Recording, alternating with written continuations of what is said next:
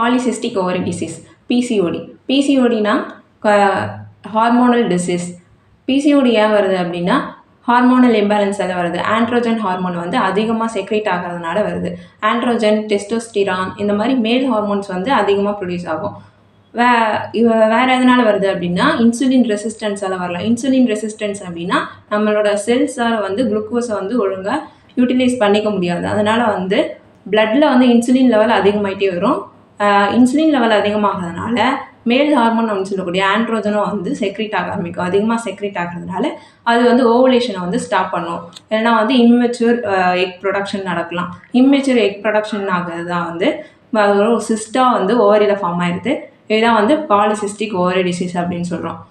வேறு எதனால் வருது அப்படின்னா வந்து அன்ஹெல்த்தி டயட்டு, கார்போஹைட்ரேட்ஸ் அதிகமாக எடுத்துக்கிறது, ப்ரோட்டீன்ஸ் வந்து எடுத்துக்காமல் கார்போஹைட்ரேட்ஸ் மட்டும் எடுத்துக்கிறது, அதுக்கப்புறம் வந்து எக்ஸசைஸ் கம்மியாக பண்ணுறது, லோ எக்ஸசைஸ், அதுக்கப்புறம் வந்து ஸ்ட்ரெஸ்ஸு, ஸ்லீப் டிஸ்டர்பன்ஸு, லேட் நைட்டில் வந்து தூங்குறது, லேட் நைட்டில் வந்து சாப்பிட்றது, இந்த மாதிரி வந்து சில ஆக்டிவிட்டீஸனால் பிசிஓடி வந்து வரும்.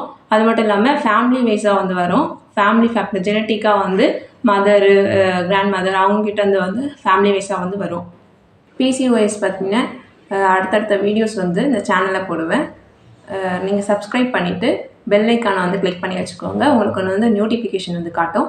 அதுக்கப்புறம் இந்த மாதிரி பிசிஓஎஸில் ஏதாவது சந்தேகங்கள் இருந்தால் வந்து கமெண்டில் சொல்லுங்கள். வெல்கம். தேங்க்யூ.